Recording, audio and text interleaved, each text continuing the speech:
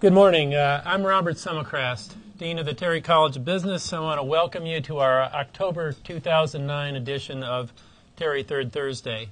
Welcome also to our Executive Education Center here in Buckhead. We use this for all sorts of events for our alumni as well as our Executive MBA and other programs, educational in nature. As you hear me say every month, we couldn't bring Terry Third Thursday to you. We couldn't bring the quality of programs to you without sponsors. And so I want to recognize our sponsor, our corporate sponsor, Bank of North Georgia here. So thank you very much. We also have two media sponsors, Public Broadcasting Atlanta and the Atlanta Business Chronicle. Got representatives of those with us today, so thank you very much. Now, this calendar year, we've got one more Terry Third Thursday remaining, and that will be November 19th, Howard McClure. Howard is president of CVS Caremark Pharmacy Services, and he'll be with us talking about employee benefits. In particular, he's going to address how companies can maximize the value of prescription benefits that they provide for their employees. December, we traditionally take off for the holiday break, and we'll be back in January with another great lineup of Terry Third Thursday speakers. In the business environment that we've got, everybody is challenged to drive value and fresh thinking into their organizations. And we are partnering, the Terry College of Business is partnering with the Ross School at the University of Michigan for the first time for an executive education program for you beginning in January. We're calling our new joint program with the Ross School the Atlanta Business Symposium. It's going to come in 6 parts, one each month, beginning in January. We've got a truly great partner in the University of Michigan for this program. We've already got 20 companies that are signed up to participate.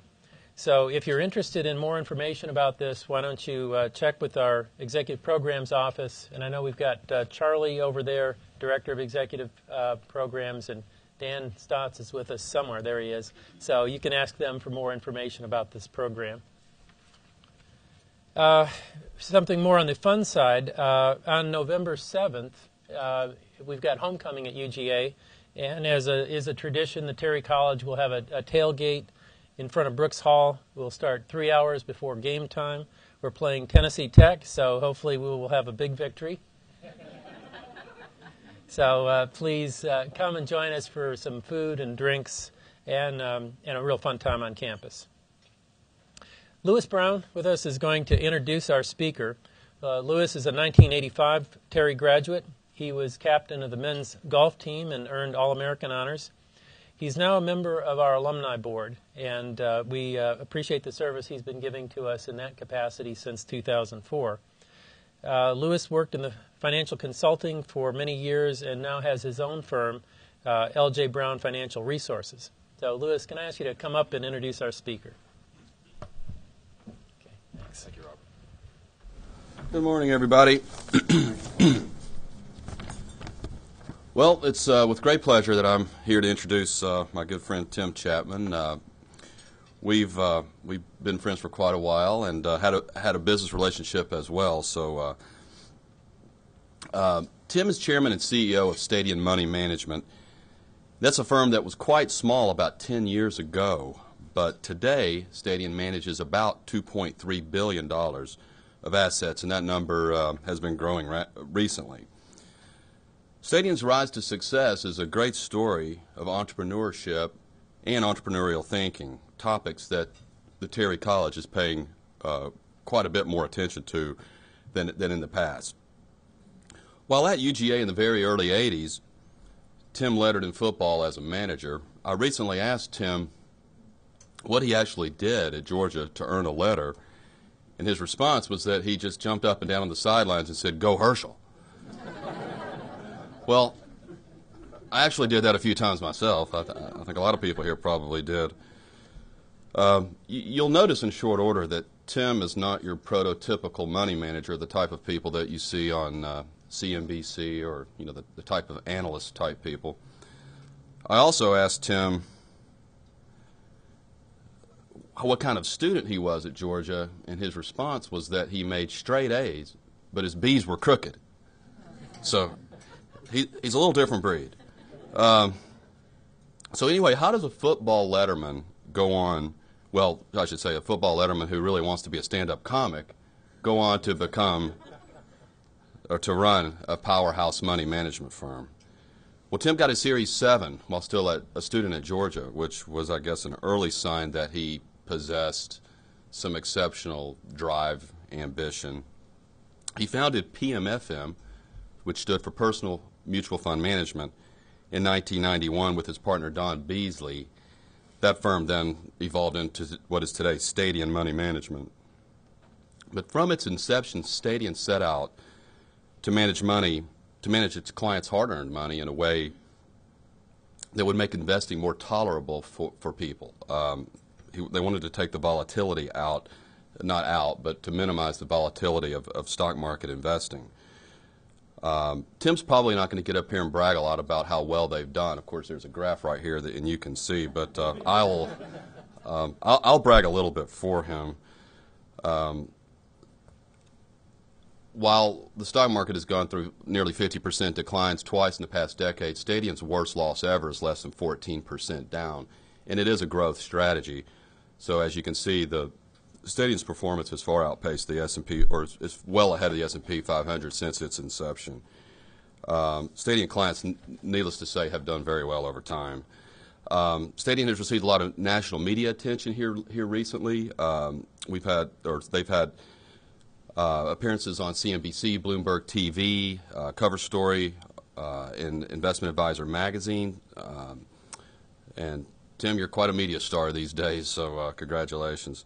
I should also mention that Tim has been a valued supporter of the Terry College, hiring a large number of Terry College graduates and being a frequent sponsor of our annual spring gala, so we appreciate all that. Today's topic is about entrepreneurship, and the title of it is Not Always Listening to What They Say. Please join me in welcoming Tim Chapman.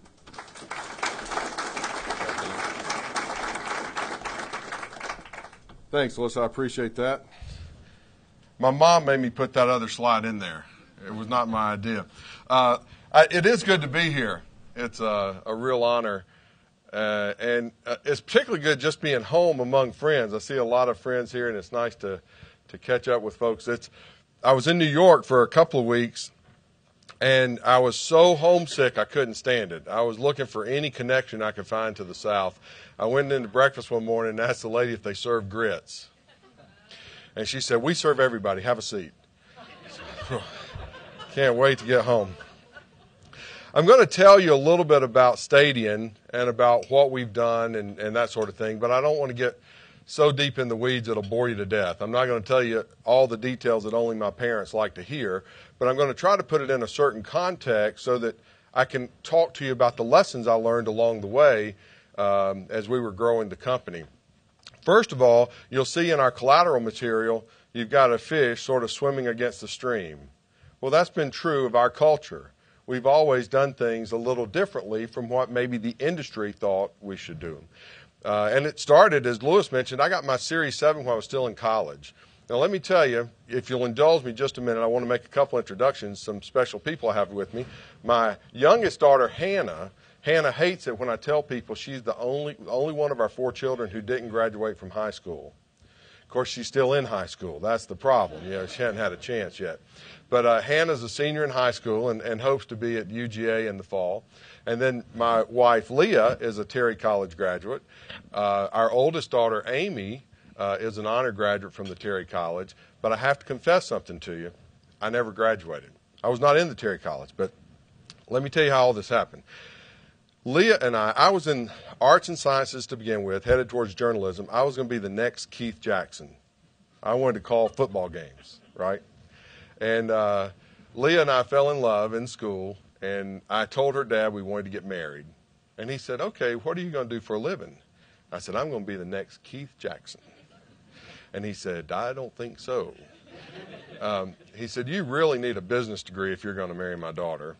And so to keep my credits, as many credits as I could to make them transfer, you could at that time, I don't know how it is now, but you could major in economics through the School of Arts and Sciences. So that's what I did. The one catch there, though, is through the Arts and Sciences curriculum, you had to have, we're on the quarter system back then, you had to have 4 quarters of Spanish. Now, I took Spanish 101 and hated it. And so I kept putting off my languages, right? So I get to the end of the 4-year period, I've taken pretty much everything I have to take, but I have 3 quarters of Spanish left to take. It's 1982. I'm thinking, why would I ever need to know how to speak Spanish, right? And Leah and I were already married. I was chomping at the bits to get going, and so I left. And so I tell people when my kids give me a hard time about that, I say, well, Bill Gates never graduated either, right? So, but it is our roots at Georgia run very deep, and Georgia means a lot to me, and that's what makes this a very special honor to be here today. So let's talk about what happened. I left Georgia. I was 22 years old, went and set up my own office, running my own firm. Okay, I was a kid. I have a baby face anyway. Okay, I really look like a kid. I tried to look older at one point by smoking a pipe. And then I just looked like a kid smoking a pipe, right? But at that time, I didn't know much, and I didn't know much. And that's dangerous, right? I remember Norman Schwarzkopf, when he was talking about the first Gulf War, he said, you have your known unknowns, the things you know you don't know, and that's dangerous. But the real danger is in the unknown unknowns. Things you don't know, and you don't even know you don't know them. I didn't realize till many years later how many unknown unknowns I had started out with. It was all about form over substance at that point. I cared about how things looked, right? And this is a great story. I rented a one-room office. I grew up in Jonesboro, Georgia. Went to Jonesboro Senior High School. My dad worked at Delta Airlines. I was only second person in my family. My older brother was the first, but we were the first ones in our family to ever go to college. And to this day, the only ones in our family who've ever gone to college are my siblings and our children. And so I go back to my hometown of Jonesboro, Georgia, rent a 12 by 12 room from an attorney friend of mine, $125 a month. I'm thinking, how can I ever afford that? So I'm in this 12 by 12 room. The furniture has just been brought in. I've got a phone like you had at your house, one of those Princess trim lines. Had taken it right out of the box. And I hear somebody coming down the hall. So I pick up the phone real quick and start having this pretend conversation. I say, yes, sir. I'll be happy to meet with you about your finances. Tell me again what you're worth. Oh, well, okay. Yes, I can meet. Not this week. I'm busy. I can meet with you next week. Okay, Tuesday. That'll be great. Thank you. And I put the phone down. By this time, this fellow standing at the door, and I said, yes, sir, may I help you? He said, yeah, I'm here to install that phone. So it was, in those early days, I cared a whole lot more about what things looked like than what things really were. But we plodded along. I would not recommend young people come and talk to me today about how to get in the investment business. And the way I went about it was not the right way. I didn't know any better, but it was not the right way to do it. But nevertheless, we plodded along. And then, as Lewis said, in 1991, Don Beasley and I created Personal Mutual Fund Management, PMFM. And our whole premise behind this company, what we wanted to do was offer a money management service that would allow people to get a decent return when the market's good, not try to hit a home run, but then also protect when the market's bad. Don't strike out. We weren't really appealing to people who were maybe out in the market already. We were appealing to people who maybe were sitting in a CD at the bank knowing they needed a little bit better return but were scared to death of the market, right? So we created PMFM to manage money using technical market analysis, trying to capture most of the good times, miss most of the bad times. Now think back with me in the 90s. First, go back even further than that. 1982, I told you, when I got in the business, was the beginning of what turned out to be an 18-year bull market. Goes on record as the best bull market in the history of our country. It started almost exactly the month that I got in this business. Coincidence? I'll let you decide. No, but my point is, by the time we get into 1991, things have been going pretty well. We had little blips in 87 and 90 that were scary, but they were quick. We recovered quick. Then the 90s were unbelievably good. And so for anybody to manage money under the premise that we're going to try to take out some of the downside, reduce the volatility, it was laughed at. You know, you didn't need to do that. Buy a low-cost S&P 500 index fund and just hang on. Nothing mattered except cost. The market always goes up, right? And then along comes 2000, 01 and 02, and people found out the market can go down. And so I want to move into this story now at this point, and I'm going to show you the end of the story first. It was the chart that was already up there. This is our long-term performance. This goes back to 1996. We started at 96 because that was the first point in time when we had verifiable returns. I mean, when we started keeping the records in a way that they could go back and be audited. But as you can see, we've done pretty well over a very long period of time. Not that great when the market's going up, but really good when the market's going down. A smoother ride that investors can stay with. So let's talk about how our business grew during that time, at a time when we were making decisions that were a little bit out of the mainstream. Let me go back and say, in 1994, Delta Airlines moved their 401k plan to Fidelity. Prior to that, they had the old school, some of you in here may remember the old 401k plans. They had commingled stocks, commingled bonds, growth bound, had like 5 choices. That was it. So they moved their plan to Fidelity and opened up a lot more choices. Eventually got to where today they have 200 funds in their core lineup in their 401k. My dad was at Delta out at the jet base, and his friends would call me saying, hey, your dad told me you work with all these mutual fund stuff. Can you tell me what to do with my 401k money?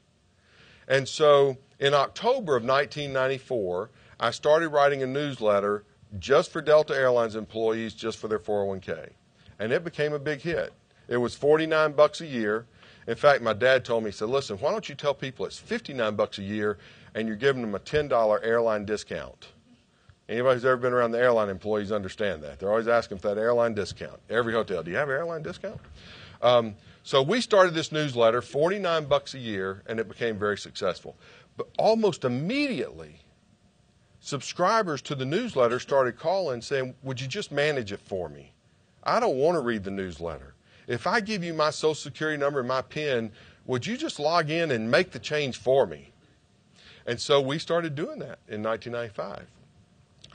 And as you can see, we were on the shadow chart in the background here is the S&P 500. And I put that up there just to give you a context of what was going on in the world behind us.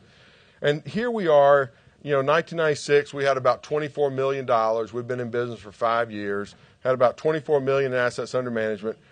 By the time we get up to this 2000 period, it had grown to $88 million. Now, that's not bad. Those are pretty good growth numbers, but we were still a very modest size investment advisory firm. So all this is happening. We're doing this with Delta. It's obviously a very popular thing. And then along comes the internet. When did Al Gore invent the internet? That was somewhere in But along comes the internet and creates a much more efficient delivery system for this sort of thing. When we first started, we ran them off on a copy machine, tri-folded them, put them in an envelope, put a label on the envelope, and took them to the post office and mailed them. The internet comes along, and with a click of a button, we could send them all out. And so other firms started sprouting up, financial engines. There was a firm started by Bill Sharp, the economics professor at Stanford, who won the Nobel Prize in economics. They started a firm to start offering investment advice in the 401k marketplace. They were touted as the first company to ever do that.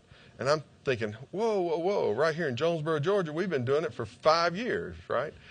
But we knew that there was a market because we saw it happening. We knew there was not just a market for advice.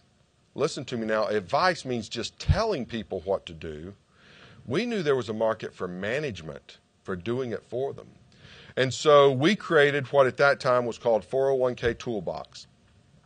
I'll never forget, I was down at the SPARK conference in West Palm in 2000. SPARK is an acronym for Society of Pension Actuaries and Record Keepers, a real happening group. Okay. Listen, actuaries are the brightest people I know, but you go to their conference, you got the hot tub all to yourself at 10 p.m. I can tell you that. But so I'm at this Spark conference, and I'm announcing that 401k Toolbox is going to offer managed accounts inside 401k plans. And I mean, you would have thought I was crazy. People were like, you can't do that. I mean, these are the best people in the industry. Nobody will pay for that. There's no demand for that. That is foolish. The very next year, 1 year's time now, and see, I'm sitting here thinking, wow, I didn't realize you couldn't do that because we've been doing that quite successfully, for several years. I wish you hadn't have told me that. I wish you hadn't have told me I can't do that. So the very next year, fortunately, I was not smart enough to listen to him.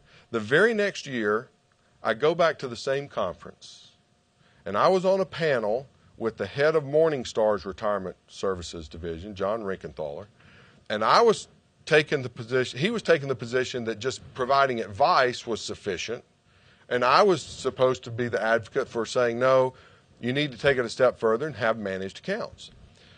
Well, you can imagine the surprise on my face when he stood up and said, well, I need to tell you all, I'll announce today that Morningstar is about to start offering managed accounts. We think this guy's right. So in 1 year's time, I went from being an outcast who had no idea what I was talking about to being a leader that other people started to follow in that area. Okay? We still have a framed in our office on the Morningstar website. The headline said, 401k Toolbox causes Morningstar to shift strategies. I don't think they left that up very long, but it was up long enough for us to print it. So that was the backdrop here.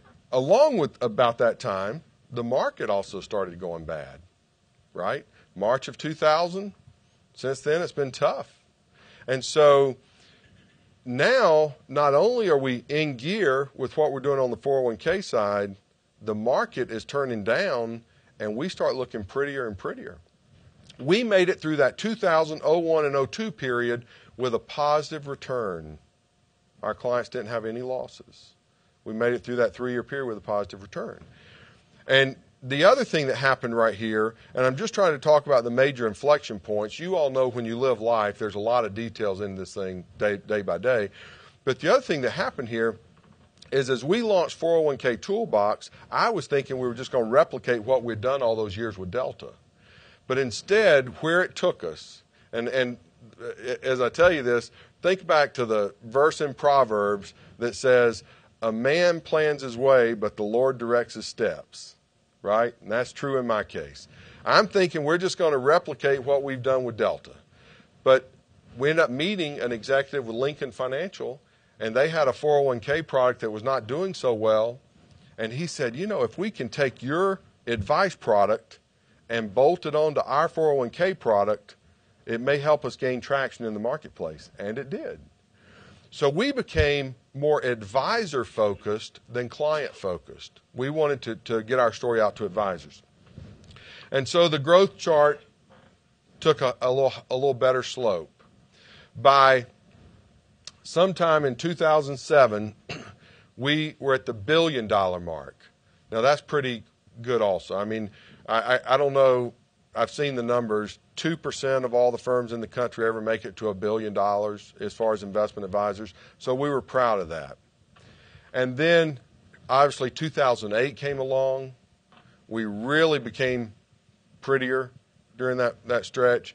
And where we were as of September 30th, Lewis's numbers are actually a little bit out of date. We were at $2.6 billion by September 30th. We're probably at 2.7, 2.75 today. We took in almost $800 million last quarter of new assets. So it gives you an idea of what kind of growth we've had. At the same time, we've always sort of been swimming against the stream. So I want to share with you some lessons I've learned. First of all, you've got to be willing to make the tough decisions. And there are tough decisions. Sometimes there's no clear right or wrong way. You've got to make a tough decision and stick with it. Joab Thomas, who was the president of Alabama, president of Penn State, he was the president of NC State. His son-in-law is the president of our company. He runs the company on a day-to-day basis for me. He does a great job, Judd Doherty.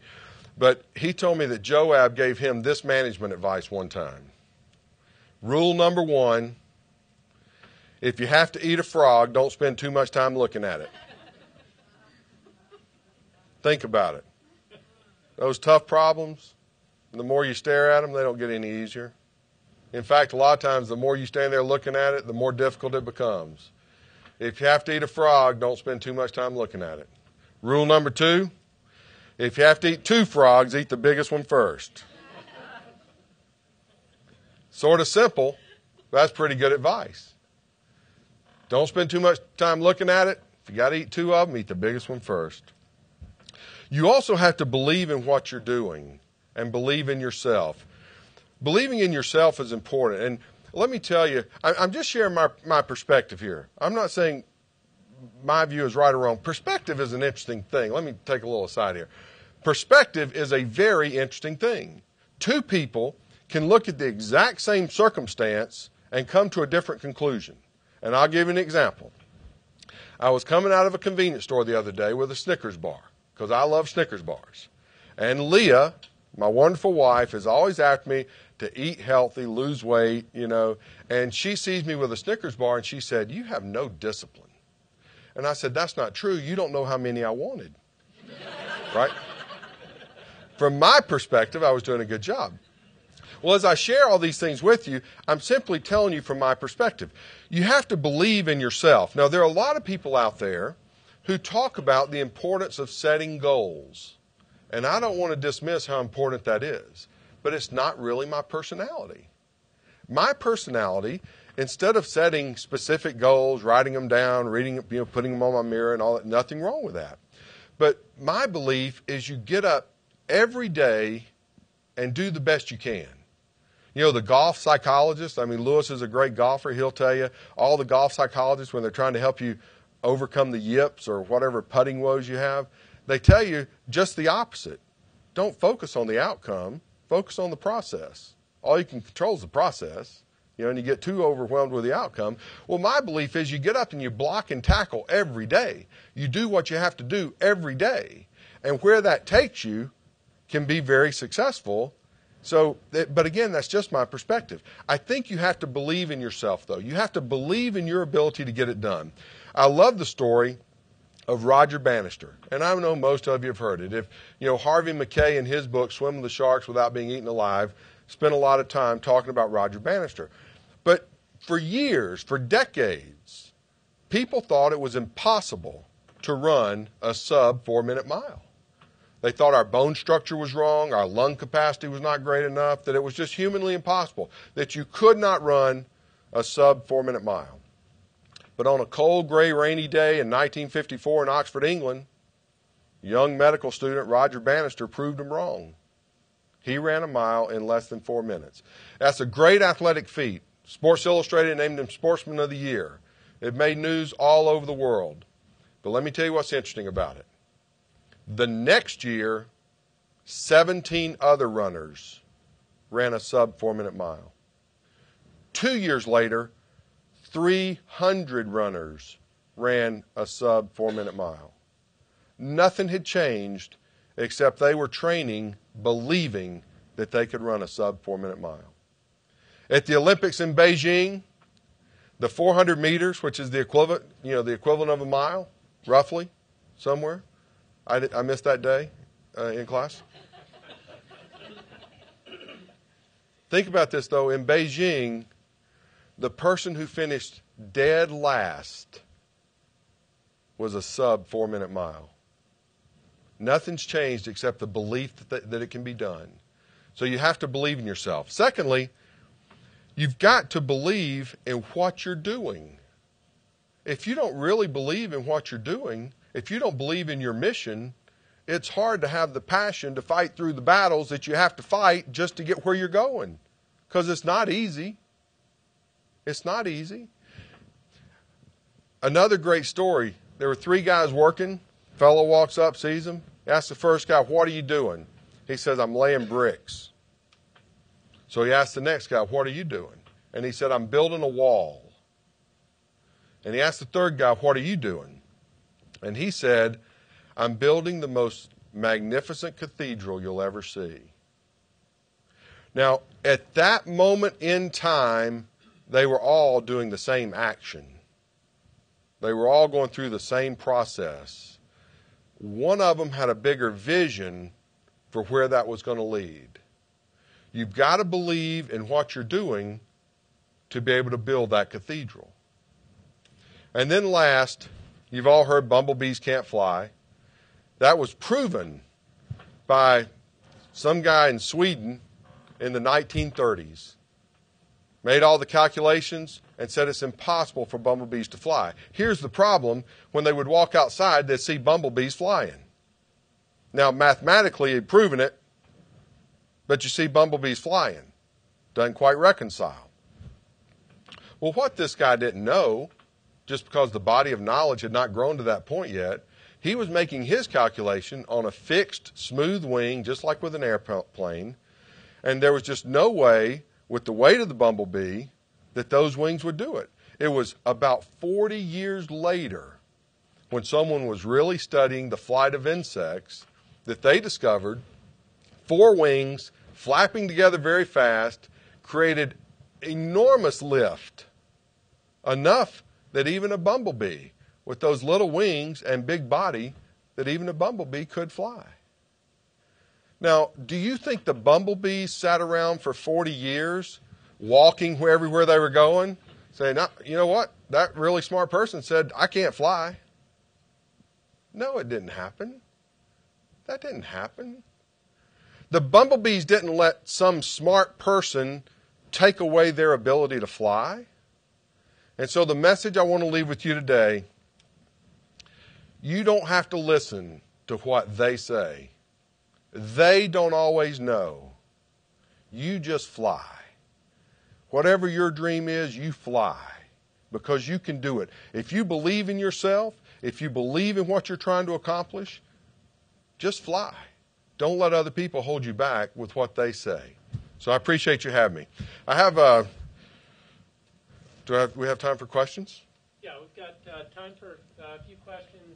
We are recording this, as always, for a podcast. So in addition, this is a long room, so please raise your hand, get a microphone before you ask your question.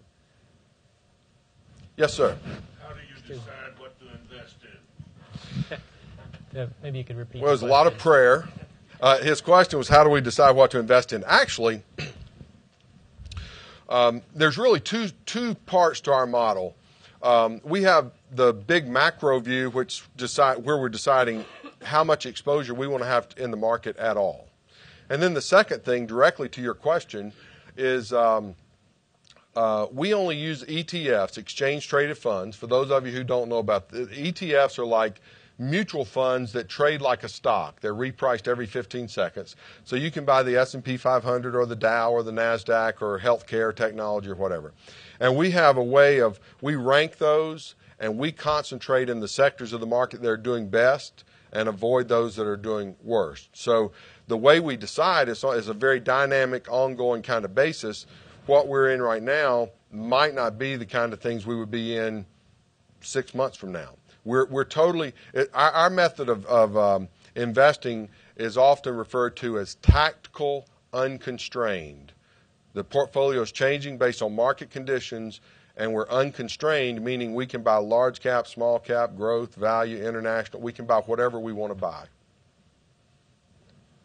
Any other questions? Yes? Do you use covered calls? We don't. We don't. That's nothing wrong with using covered calls to, boost income for the portfolio and things like that, but we don't do that. Any other questions? Yes. What's your turnover rate in this type of strategy? What's your turnover rate in this type of strategy, and do you ever short in this type of strategy? The turnover is very high. So most of the money we manage is qualified money. so that taxes are not an issue. We have the ability in the prospectus to short if we want to, but see, with the ETF world, I don't know how familiar you are with all this stuff, but you could buy an inverse ETF. So you're actually long, technically, because you own the thing, but it's designed to go opposite the market to give you what a short position would. So you wouldn't even have to short to, in essence, have a short position. Does that make sense? Any other questions? Yes. Tell somebody going into this business, maybe a recent graduate, what advice would you give them in this day and age? That's a great question. Here's what I would tell them. This is a very easy business to get into, okay? But it's a very tough business to be successful at. And what I would tell them, even though this is a long-term view, it's not always easy to do it this way when you're trying to put food on the table, a very long-term view, they have got to keep the client first. I tell our people even today, you think about it on the 401k side, we manage over 100,000 individual 401k accounts, right? Now, the way we're able to do that, we've invested millions of dollars in technology because the average 401k account might be $15,000, $18,000, right? So you have to do it with technology.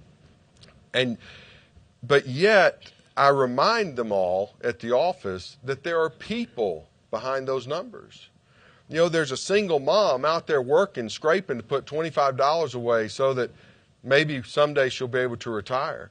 There are parents trying to educate their kids, pay for them to get through college. There are people who just want to be able to retire with dignity and maybe have a little bit left over to leave to their kids, right? There's a story behind it. And so when financial advisors truly have a compassion for the clients they're working with, I think that is the most important thing.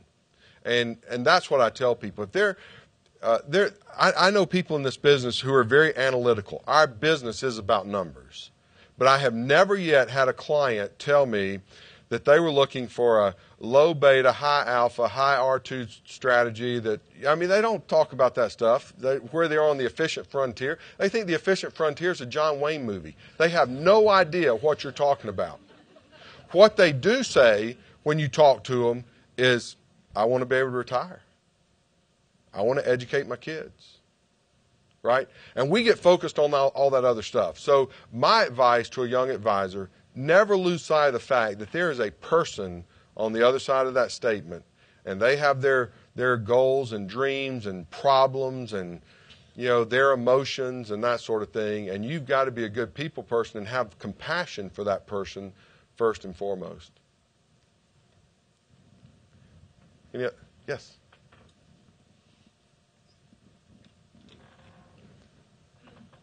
Did you have a crisis point at the beginning of your business as a young entrepreneur?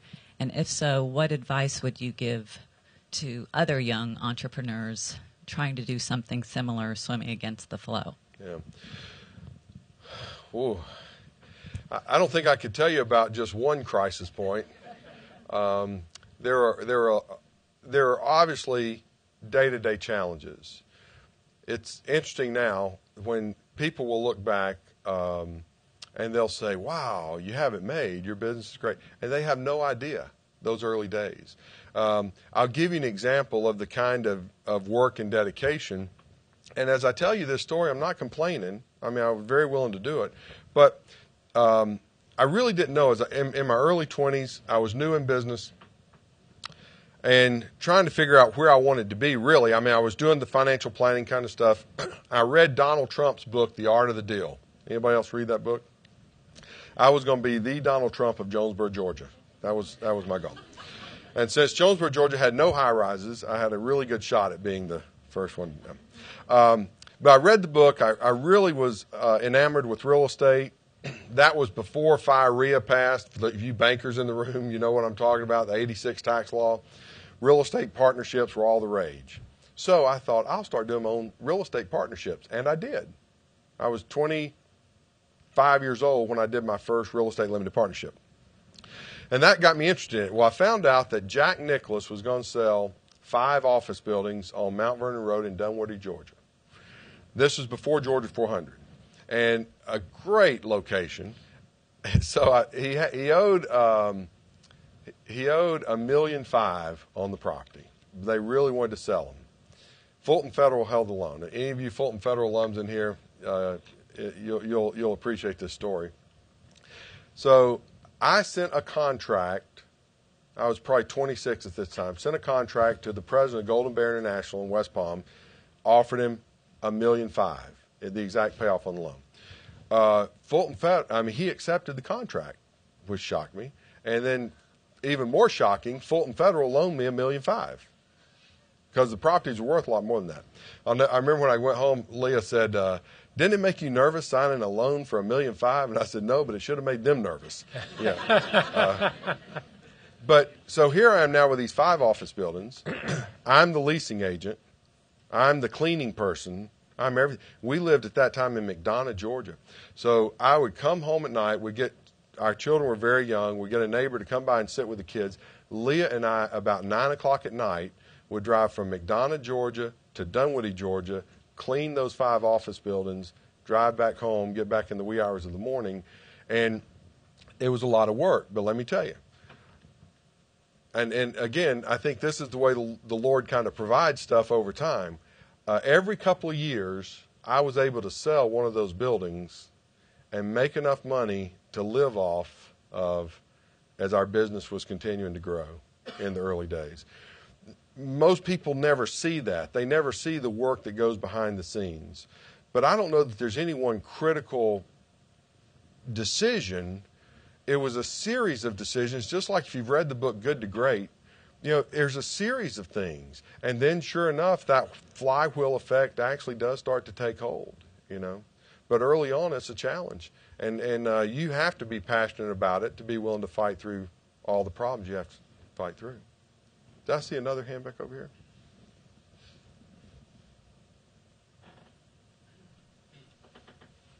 Dean Summacrest, what time frame are we on?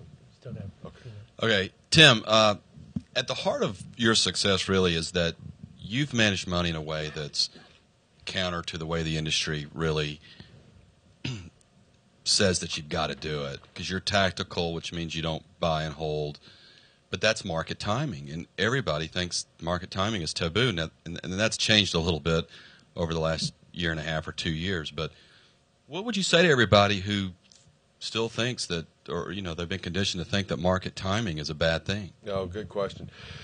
First of all, Lewis, as you know, market timing has a bunch of different definitions. So it can be a very broad kind of thing. For instance, Warren Buffett was sitting on $40 billion of cash because he said he couldn't find anything worth buying. Well, to some people, if you hold cash instead of being invested, you're a market timer. But I don't think anybody calls Warren Buffett a market timer, right? So according to the definition you use, the classic market timing, in my mind, is when someone has like a stock fund and a bond fund, and they just toggle back and forth between the two, trying to pick tops and bottoms. What we do is really not market timing. We're trying to capture most of the good times and miss most of the bad times. We can't predict a market bottom. We can never be invested at the very bottom of a market. We can't predict a market top. You look, for example, go back to that, let's look at this most recent bear market. The S&P 500 hit a new high October 7th in 2007, in October of 2007. The S&P's at a new all-time high. Now, that's another way of saying buy and hold investors just broke even, right? A new all-time high means you just broke even. So, new all-time high in 2007. Then the market takes a downturn. We measure a lot of internal indicators that would be like dark clouds gathering overhead telling you better get your umbrella handy, right?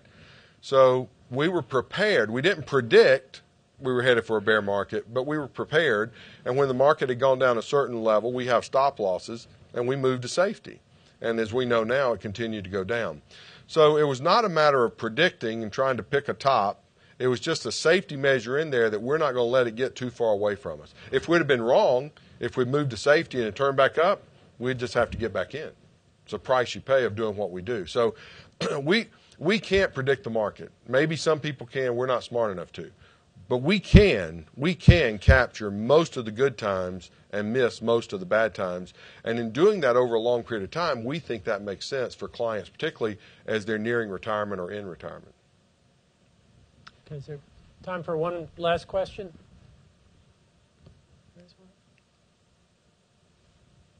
Okay, then, Tim, thank you very much. Well, I'll really leave. Appreciate. I'll leave y'all with one last thought. I hope you're saying to yourself, if he can do it.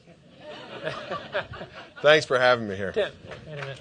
Before you go, let me present this to you. This is a sculpture by local artist Paul Benzunas on behalf of the Terry College and our alumni board. We'd like you to keep this and remember today. I'll put that in a prominent place in the office. I appreciate that. Thanks very much. Thank you. And for everyone in the room, remember as you're leaving the parking deck, if you say you were at Terry Third Thursday, that's your ticket out of here. Hope to see you back next month.